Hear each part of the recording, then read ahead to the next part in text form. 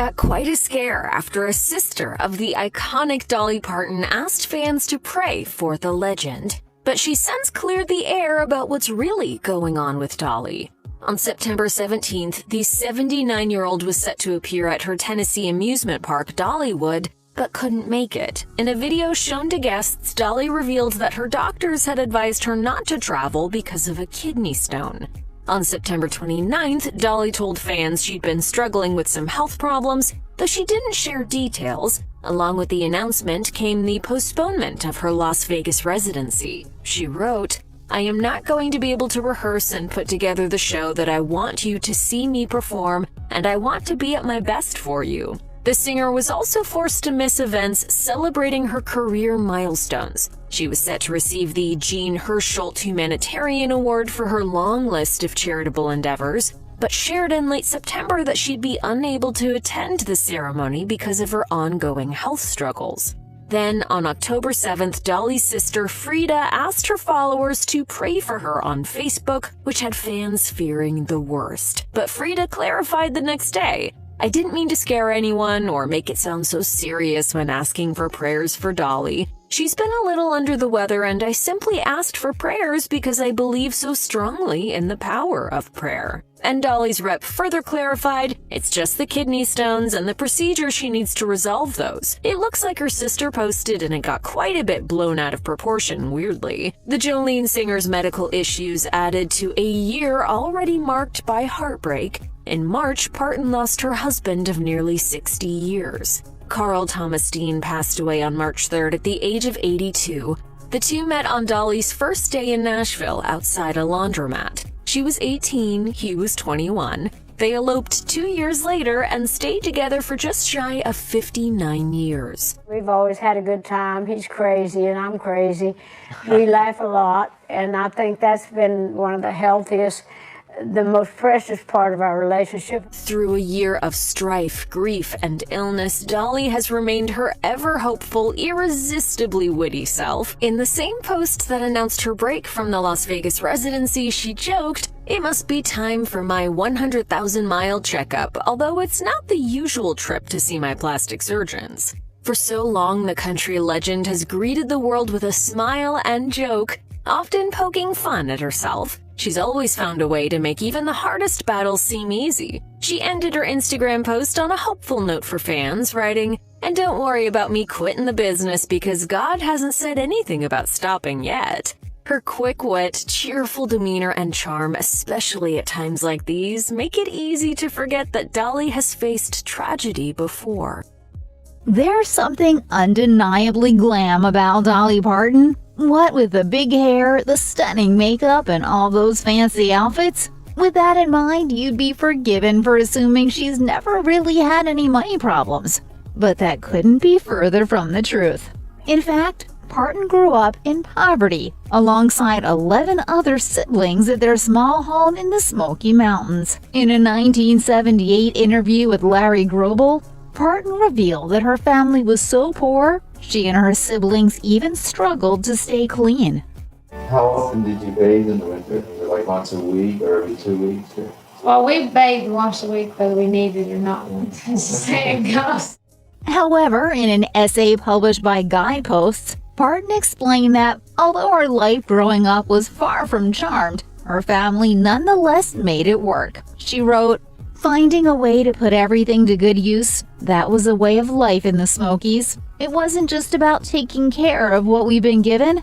It was about survival, about trying every day, every minute, to make things a little bit better." It's not always easy to keep warm in the Smoky Mountains, and Dolly Parton has seen her fair share of freezing nights. As she wrote in her essay for Guideposts, "It was so cold the day I came into the world that when the kitchen in our one-room cabin was mopped, the water left a film of ice on the floor." Still, all those days spent in poverty taught Parton a thing or two about the important things in life. As she later told People magazine, "No matter how much money I make, I'll always count my blessings quicker and more often than I count my money." Growing up in difficult times with all those siblings, Parton inevitably forged close relationships with many of them. Tragically, however, she had to say goodbye to one of her brothers far too soon. In 1955, Larry Parton passed away when he was only 4 days old. Naturally, Parton was heartbroken, as she was especially close to the baby. As she says, there is a lot of heartache and stuff that goes on with that. Then in 2018, the singer lost another sibling, Dolly's brother Floyd Essel Parton, who passed away at the age of 61. Dolly and Floyd were especially close too, as he'd been a songwriting partner of hers for years. In a statement on Twitter, the singer wrote, "Dolly and the entire Parton family wish to thank everyone for their kindness. Yesterday we laid our sweet baby brother to rest. We all sang his lovely song, Rocking Years, together as a family at the service to say goodbye to him. He lived a short life of love and beautiful songs." Clearly, Dolly Parton had neither a typical childhood nor an easy one. Heck, even her childhood injuries were intense. In fact, the singer almost lost a few body parts during her youth. In an interview with Dr. Oz, Parton revealed that, when she was a kid, she almost lost some of her toes. She explained, "I was probably about 6 or 7. I had jumped across the fence onto a broken mason jar and cut 3 of my toes. Just my little toes on my right foot, almost off, and they were just kind of hanging there." Parton added that it was her mother's quick thinking that saved her, and she quickly sewed Dolly's toes back on. Of course, that sounds scary enough as is, but it's all the worse considering the only anesthetic she had on hand was kerosene, Parton added. "But they worked, and they healed, and I'm still walking on them."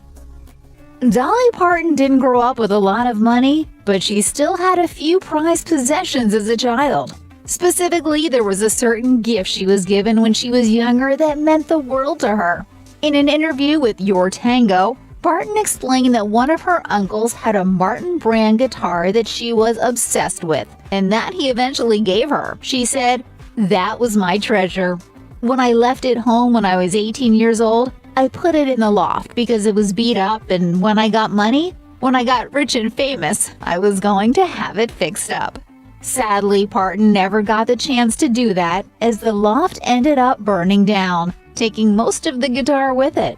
Today, all that Parton has left of it is the neck. Although most people are more familiar with Whitney Houston's legendary cover, Dolly Parton is actually the original singer and songwriter of I Will Always Love You. It was the most overwhelming feeling that that little song of mine could be done so beautifully, so big, so overwhelming. But while the song may seem to be about a romantic relationship, it's actually about one of Parton's longest-running working relationships, one she sadly had to pull the plug on. In an interview with the Nashville Songwriters Association International, Parton explained why she wrote the hit ballad. She explained, "I worked with a show called The Porter Wagoner Show. We kinda butted heads all the time, but we loved each other." Parton had appeared on The Porter Wagoner Show for 7 years, 2 years longer than she had intended. At that point, she decided it was time to leave. But Wagner himself was reluctant to let her go, so Parton did what she does best. She wrote a song about it. After she performed the song for Wagner, he finally understood that he had to release her, after she promised to let him produce it, of course. Talking about money with family can be awkward for anyone, even if you're not a world-famous country music star. And everyone knows stubborn parents aren't always easy either. So maybe it's not a huge surprise that things got pretty difficult for Parton's family when those two issues collided. The drama first erupted when most of the Parton family decided their mother, Avie, was no longer able to take care of herself. Before long, Parton and her siblings were arguing their case before a judge. In 2001, it was reported that Parton was facing off against her mother in court. Specifically, as the Houston Chronicle reported, a lawsuit was filed in Sevier County Chancery Court. In it, Parton and the majority of her siblings claimed that their mother, who was 77 at the time, couldn't look after herself. Because of that, Parton and her siblings requested their mother hand over control of both her finances and medical issues.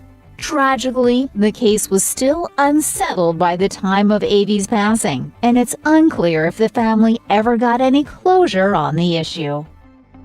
As glamorous as her life might look from the outside, Dolly Parton has struggled with her mental health over the years. In Dolly on Dolly, the singer reveals that, at her lowest point, she even contemplated taking her own life. In one of the interviews compiled in the book, Parton describes a period in the 80s in which she was severely depressed. The problems began with that affair of the heart Parton had engaged in. After that affair ended in heartbreak, the singer's mental health spiraled. On top of that, she was dealing with family troubles at the time, and received a number of threats against her life, and was just coming off the back of a nightmarish film shoot. All these problems led to her canceling a number of performances and stepping out of the limelight for 2 whole years. Everything came to a head one night when Parton seriously considered taking her own life. Before she could, however, her dog Popeye interrupted her. As Parton recalls, "The tap tap tap of his paws jolted me back to reality, and I suddenly froze. I put the gun down, then I prayed. I kind of believe Popeye was a spiritual messenger from God." Given that Dolly Parton is so well known, it's not surprising that she's had to deal with harassment over the course of her long career. In fact, whilst discussing the Me Too movement in an interview with Elle, Parton revealed that she understands all too well what it's like for women who've been taken advantage of by powerful men in Hollywood. She said, "I've been fortunate. More fortunate than most women have. I've certainly been harassed in my life. I've certainly had to put up with a lot of BS. However, Parton added that she felt she was capable of handling that same harassment. She explained, "I was always strong enough to walk away from it and not to have to fall under it." Nonetheless, the singer also believes that things weren't as bad in her hometown as they might have been elsewhere. Parton told Elle, "I was lucky that I was in a good country town, where the men in the business have wives and sisters and cousins and children. It's not like out there in the big world, like in California where they chew you up and spit you out, or in New York where they don't have time, or in other big cities." Over the years, Dolly Parton has remained child-free, a choice that some of her fans may have questioned. But not having kids wasn't always the plan for Parton and her husband. In fact, it appears as though the two weren't able to start a family at all. In an interview with The Guardian, Parton said, "My husband and I, when we first got married, we thought about if we had kids. What would they look like? Would they be tall because he's tall? Or would they be little squats like me?" But as time went on, Parton came to realize that children just weren't on the cards for her. She continued, "We talked about it and we dreamed it, but it wasn't meant to be." While it may have disappointed Parton and her husband to have never had children, the singer feels that things turned out for the best. Parton told The Guardian, "Now that we're older, we're glad. I would have been a great mother, I think. I would probably have given up everything else, because I would have felt guilty about that. If I had left them to work, to tour, everything would have changed. I probably wouldn't have been a star."